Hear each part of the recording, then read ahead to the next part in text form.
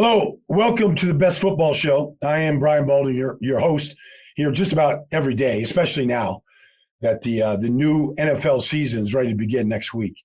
And we've got a lot of news. But first of all, you can watch this daily podcast, just about daily right now. You can download it, free Odyssey app, wherever you get your apps. Download it, like it, subscribe to it, and watch it. You know, we're here just about every day. I'm in the third floor film room here at NFL Films, just learn a new piece of technology to kind of really upgrade my whole basically college watching here of what I'm doing as I go through 40 defensive linemen here over the last 2 days and 2 more days to go, but 40 defensive linemen. So we're good. You can follow all these breakdowns at Baldy NFL on Twitter and YouTube and X and all that kind of stuff. So Instagram, we're all out there. But we got a lot of news. I mean, because this is what happens this time of the year. But it's interesting. DK Metcalf, the DK Metcalf out of Seattle, he wants out. And, you know, honestly, if a player wants out right now, it's kind of hard to keep him. You know, he's just seen, you know, coaching changes, offensive coordinator changes. Jackson Smith and Jigba became the number one receiver. His buddy Tyler Lockett's probably on his way out. Like, he's just seeing these changes. And he's like, wait a second, I'm in the prime of my career. I'm paid a lot of money to be a star player. My production went way down last year, you know, from almost 100 catches into 70, whatever. Let me go someplace where they need a true X receiver. There's not a lot of them in this draft. I got to believe there's a big market for DK Metcalf. I could name a bunch of teams, but there's a lot of provisions that have to be met. You know, you've got to agree on compensation, picking up the contract. Does the new team pick up all the contract? Is it shared with Seattle? I mean, there's just so many provisions. It's hard to imagine. But if Deebo Samuel just went from San Francisco to Washington and DK watched all of it, all these players watch all these transactions, because if you want out, you can kind of get out in most cases. And so they're rebuilding the team with a new coach, Mike McDonald, defensive emphasis, running game, rebuild the offensive line. I don't know, like, can he go to the Rams if Cooper Kupp, you know, isn't re-signed and join Puka Nacua? Could he go to the 49ers if they, I don't know, are able to unload Brandon Ayuk after getting rid of Deebo and playing with Ricky Pearsall? Could he go to the Arizona Cardinals and Kyler Murray and Marvin Harrison Jr.? There's a lot of options for DK. It's just really quite. And then you know, but ideally, free agency starts next week. So you'd like to fill whatever needs you have in free agency first. And then what you don't get filled or what you can't afford or whatever, you try to address in the draft or after June 1st cuts. So I believe that there's a market for DK. I mean, he's a heck of a specimen. He's a great deep ball threat, a heck of a competitor. I think there's some teams out there that would be very, very interested in a true X receiver. That's the receiver opposite the tight end in most offenses, where you get a lot of single coverage. You generally get the number one corner, all those kind of things. So there's going to be a market for DK. We'll see how quickly it ramps up. I don't know his agent. Agents, you know, this is his time to go to work and try to build a market and build really a competition for DK services. We had a trade. Today. The first team All-Pro left guard, Joe Thuney of the Kansas City Chiefs, was just traded today to the Chicago Bears. They're trying to rebuild their offensive line. It needs to be rebuilt. They had a real problem at guard a year ago. Thuney, of course, has been a Pro Bowl guard in both New England and Kansas City. This year, first team All-Pro. And we know starting week 13, 14, something like that, he kicked out the tackle, and he really solidified the line. Caliendo went in there at left guard. Thuney went out there and did his best, kind of got exposed in the Super Bowl. But that's what offensive guards do against elite players like Josh Sweat. You know, you're gonna struggle against some elite players out there when you're really a guard. So Chicago gets a proven Pro Bowl guard. All right. They upgrade the interior of their offensive line. They probably will draft a tackle. And really, that's what they should do. Caleb Williams is going into his second year. He was under duress last year. Spent way too much time running for his life. Some of it his fault. Some of it the fault of the line. Matt Pryor was one of the guards last year. Tevin Jenkins. They weren't very good. So I think you want Matt Pryor on your team. I like Matt personally. I know the guy pretty good, but he's a backup player. He's a guy that can come off the bench, finish a game, but he's not. Joe Thuney is just so steady. So you can play Thuney at left guard. Maybe you keep Tevin Jenkins in there, play him at right guard. So anyways, the Bears are rebuilding. It's what they should do. Kansas City is like basically saying, okay, we've got to pony up money to pay Trey Smith. Trey Smith, look, they're gonna sign Trey Smith to a long-term deal. I know they put the franchise tag on him. That's fine. But they want Trey Smith to be there next to Creed Humphrey. They've been playing next to each other literally every game for 4 straight years. And if Trey Smith hit free agency this year, he'd be the highest paid guard in football. So they can't pay both guys, Thuney and Trey Smith. So they let Trey Smith walk. I think they get a 4th-round pick for him. Watch Kansas City. They go out there and they'll probably draft a guard in the 4th round. They'll come in and start. Trey Smith was a 6th-round pick. Now, he had a medical condition coming out of Tennessee. He had real blood clots. And I know a lot of teams in this league didn't even put Trey Smith on their draftable player board. So Kansas City took a roll the dice. It's worked out great for him. But Trey Smith will be playing next to Creed Humphrey for a long time. They will draft a player to replace Joe Thuney. And my guess is they're going to draft a left tackle. So we'll see. We'll see how that goes. So that's that. Now, we've had a bunch of veteran players released here today. Javon Hargrave, Christian Kirk, Gardner Minshew. Let's take them one by one. Javon Hargrave, 2 years ago in Philly, was part of a defensive scheme that had 70 sacks and went to a Super Bowl. And after that Super Bowl loss, the 49ers ponied up. And they got he was off the board in free agency in the first 5 minutes. I don't know, $85 million contract. He is exactly what Nick Bosa needed. He needed a real inside presence. This year he tore his tricep. I've torn my tricep. It's not fun, but you do generally come back 100% from that injury. My guess is that the Pittsburgh Steelers, who Javon Hargrave was drafted by out of South Carolina State, is going to be a player for Hargrave. Andy Weidel was in Philadelphia as pro personnel director with Joe Douglas. And they basically fleeced Pittsburgh for Hargrave. He came in and gave him a couple great years. And they built their defense around a strong defensive line. My guess is Hargrave could very easily go back to Pittsburgh.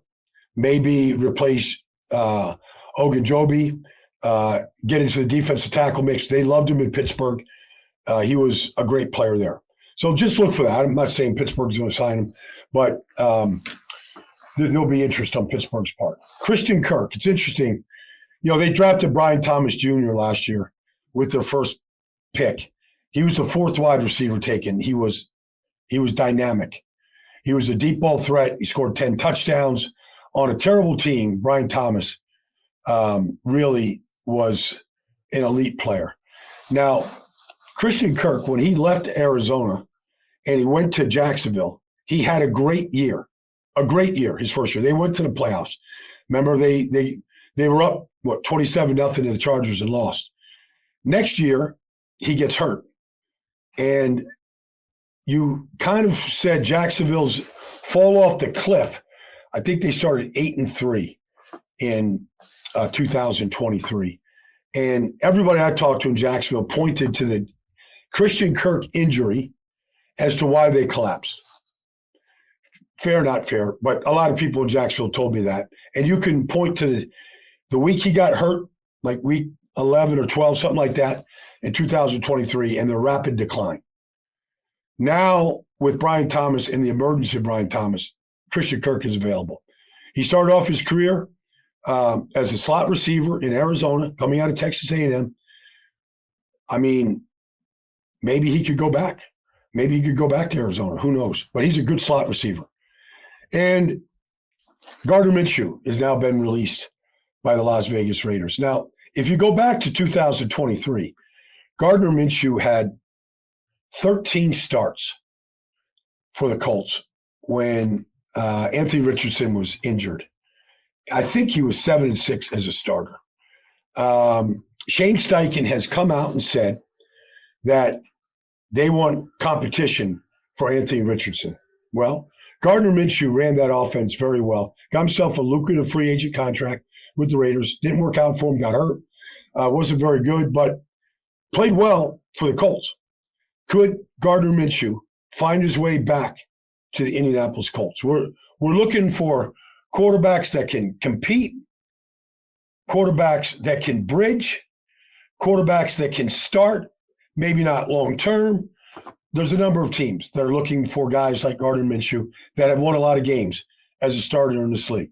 But look for Gardner Minshew maybe to go back to Indianapolis where he had real success.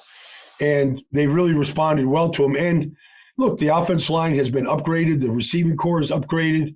Jonathan Taylor is back at running back. I could see Minshew back with the horseshoes. All right, let's get to Raider news here. My good friend, the Maxx Crosby, a guy that, I refer to as the Condor, named him the Condor his rookie season. Been good friends, have broken down every game of his. There were thoughts this offseason that maybe Max would want out from the Raiders. Maybe Max just got tired of wasting his talents on a team that is in constant turmoil. Coaching changes, general manager changes, personnel changes. Maybe Max would want to go someplace and win. I don't know. Max has always expressed to me that being a Raider is extremely important. Well, he just signed a 3-year extension for $106.5 million. He signed a $100 million plus contract, or maybe it was $98 million, $100 million contract just 2 years ago.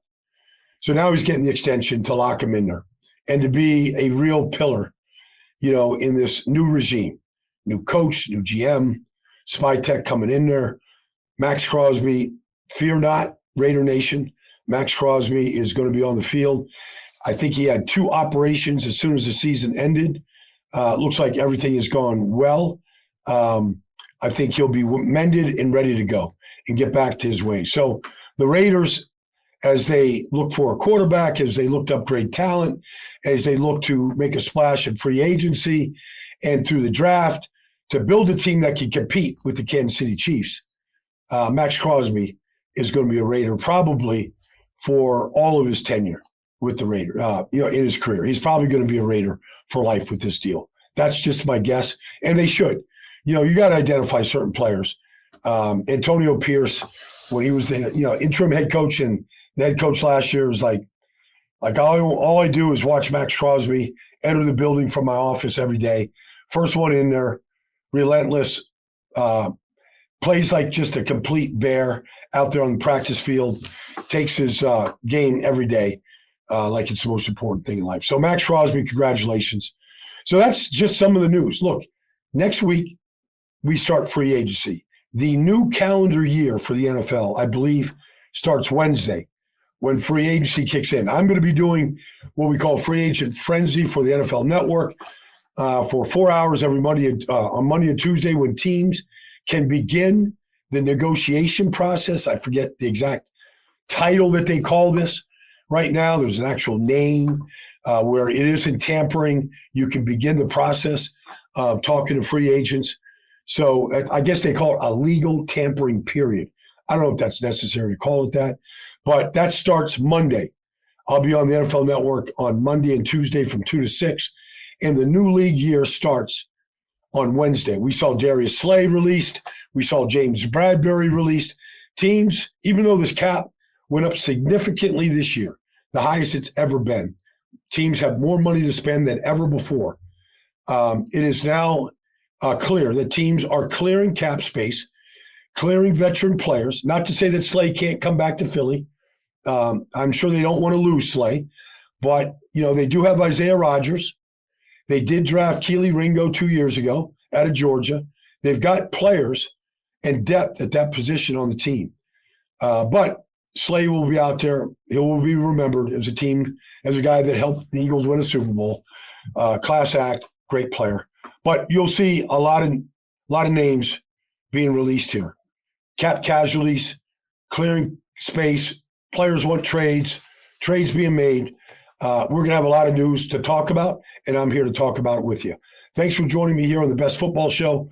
Look forward to talking to you real soon. Breaking news happening literally by the hour right now going forward. And just as I finish saying that there's going to be breaking news by the hour, we've got breaking news. Zack Baun, the all-pro inside linebacker from the Philadelphia Eagles, has just agreed to a 3-year contract. All right? 3 years, $51 million, $34 million guaranteed. Congratulations to Zack Baun, who spent his first 4 years in New Orleans really without a position, really a special team player and a rotational player. Comes to Philly, starts 21 straight games, 150 plus tackles, 5 forced fumbles. Like literally was my choice for the defensive player of the year. He was beyond phenomenal. And so the Eagles, who do not put a lot of resources into the linebacker position, have at least recognized, and Vic Fangio is probably a big part of this, the defense coordinator. They have decided Zack Baun needs to be a part of this defense for a long time to come, for the next 3 years. Remember now, Vic Fangio at one point was the coach of the Dome Patrol in New Orleans. Do you remember that group under Jim Moore? Because I played against it. Sam Mills, Pat Swilling, Ricky Jackson. You remember that group inside? Well, he was the linebacker coach for that group going back 30 plus years. Anyways, he recognized what Zack Baun did. Like literally never came off the field. Was, in my mind, the defensive player of the year. And he has just been rewarded by the Philadelphia Eagles. Congratulations, Zach, on a job well done. Who could be the next Zack Baun as we hit free agency starting next week? I asked that question because somebody could come in there with a new opportunity and maybe become the new defensive player of the year. Thanks for joining me, everybody. This has been the Best Football Show.